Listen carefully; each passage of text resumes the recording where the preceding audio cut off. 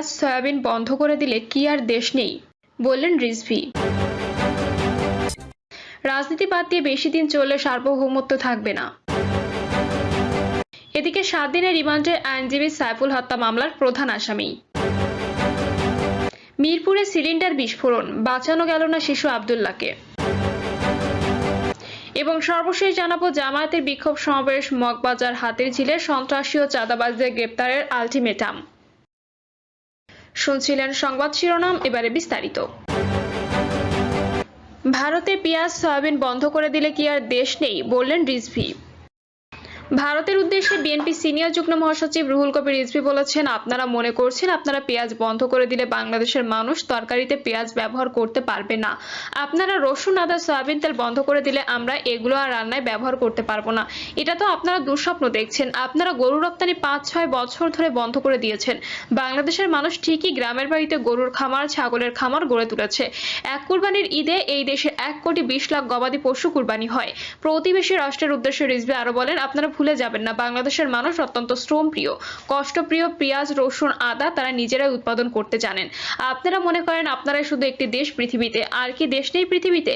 যাদের কাছ থেকে আমরা পেঁয়াজ আমদানি করতে পারবো, যাদের কাছ থেকে আমরা রসুন ও তেল আমদানি করতে পারবো, সেসব দেশ কি নেই? আপনারা মনে করেছেন এগুলো বন্ধ করে দিলে বাংলাদেশের মানুষের অবস্থা কাহিল হবে। অবস্থা কাহিল হয়েছে আপনাদের। আপনাদের নিউ মার্কেটে কোনো দোকান চলে না। আপনাদের মার্কেটগুলো বন্ধ হওয়ার উপক্রম। বাংলাদেশের মানুষ ওই কলকাতায় গিয়ে ডলার খরচ করে তারা সেখানে কেনাকাটা করে চিকিৎসা করতে যায় হাসপাতালে। হাসপাতাল আর চলবে না। আপনারা বন্ধ করে দিয়ে মনে করেছেন বাংলাদেশের মানুষ অস্থির হয়ে গেছে। আসলে বাংলাদেশের মানুষ আনন্দিত। প্রয়োজন হলে থাইল্যান্ড যাবে, মালয়েশিয়া যাবে, ইন্দোনেশিয়া যাবে কিংবা অন্য দেশে যাবে চিকিৎসার জন্য। আপনাদের মতো হিংসা দ্রোহী যারা আমাদেরকে ঘৃণা পোষণ করে সেই দেশে মানুষ যেতে চায় না। কারণ রক্তমূল্যে স্বাধীনতা কিনা এই জাতি। এই জাতিকে আপনি ভয় দেখিয়ে আপনাদের নতজানু করবেন, সেই জাতি বাংলাদেশ নয়।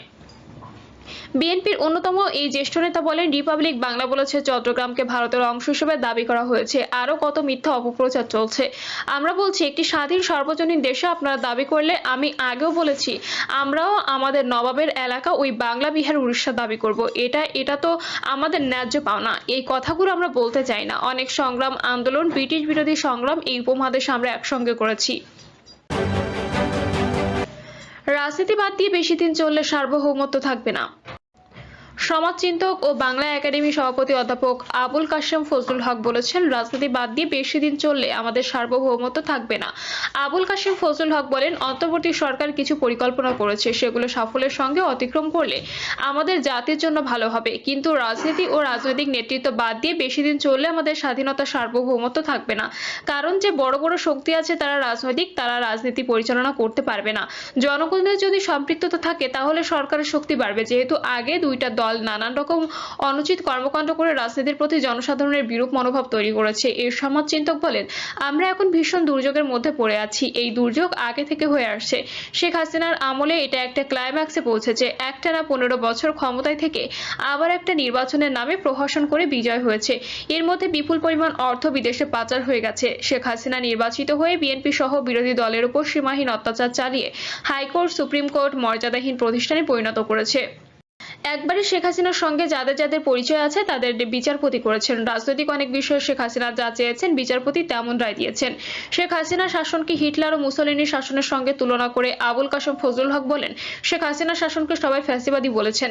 ফ্যাসিবাদের প্রবক্তা মুসোলিনি। ফ্যাসিবাদের মুসোলিনির ধারণা পরে হিটলার গ্রহণ করেছে। মুসোলিনির যে অবস্থা হয়েছে হিটলারেরও একই অবস্থা হয়েছে। মুসোলিনি যখন ক্ষমতায় ছিলেন অসাধারণ জনপ্রিয়তা পেয়েছেন, কিন্তু পৃথিবীব্যাপী কর্তৃত্ব প্রতিষ্ঠা করতে গিয়ে ইতালির জনগণের হাতে করুণভাবে মরতে হয়েছে। পরে জার্মানি, হিটলার একই মতবাদ গ্রহণ করেছেন। সবচেয়ে শক্তিশালী রাষ্ট্রের প্রচার দিয়ে তারা জনপ্রিয় হয়েছেন।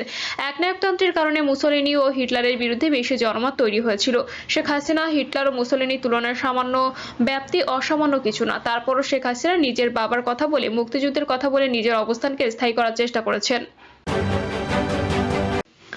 7 দিনের রিমান্ডে আইনজীবী সাইফুল হত্যা মামলার প্রধান আসামি। চট্টগ্রাম আদালত এলাকায় অ্যাডভোকেট সাইফুল ইসলাম আলিফ হত্যার ঘটনায় গ্রেপ্তার প্রধান আসামি চন্দনকে 7 দিনের রিমান্ডে পাঠিয়েছে আদালত।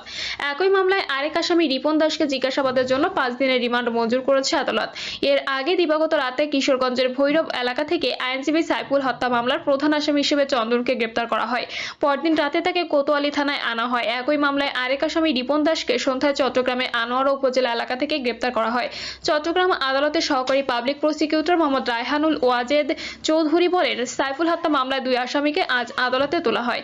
এ সময় তাদের প্রত্যেককে জিজ্ঞাসাবাদের জন্য 10 দিনের রিমান্ড আবেদন করেন তদন্ত কর্মকর্তা। চট্টগ্রাম জেলা আইনজীবী সমিতির সভাপতি মোহাম্মদ নাজিম উদ্দিনের নেতৃত্বে অর্ধশতাধিক আইনজীবী শুনানিতে অংশগ্রহণ করেন। শুনানি শেষে প্রধান আসামি চন্দনকে 7 দিনের এবং আরেক আসামি রিপনকে 5 দিনের রিমান্ডে পাঠানো হয়। রাষ্ট্রদ্রোহের মামলায় সম্মিলিত সনাতন জোটের মুখপাত্র চিন্ময় কৃষ্ণ দাস ব্রহ্মচারীর জামিন আবেদন নাকচ হওয়ার পর গত 26 নভেম্বর চট্টগ্রাম আদালতে বিক্ষোভ শুরু করে তার অনুসারীরা। এ সময় চিন্ময়ের প্রিজন ভ্যান আটকে প্রায় 3 ঘন্টা বিক্ষোভ করেন তারা। পরে পুলিশ লাঠিচার্জ, টিয়ার গ্যাস ছুড়লে শুরু হয় সংঘর্ষ ছড়িয়ে পড়ে আদালত প্রাঙ্গণ থেকে আশপাশের এলাকায়। ওই সময় রঙ্গম কনভেনশন হলের পাশের গলির ভেতরে আইনজীবী সাইফুল ইসলাম আলিফকে হত্যা করা হয়। মিরপুরে সিলিন্ডার বিস্ফোরণ, বাঁচানো গেল না শিশু আব্দুল্লাহকে।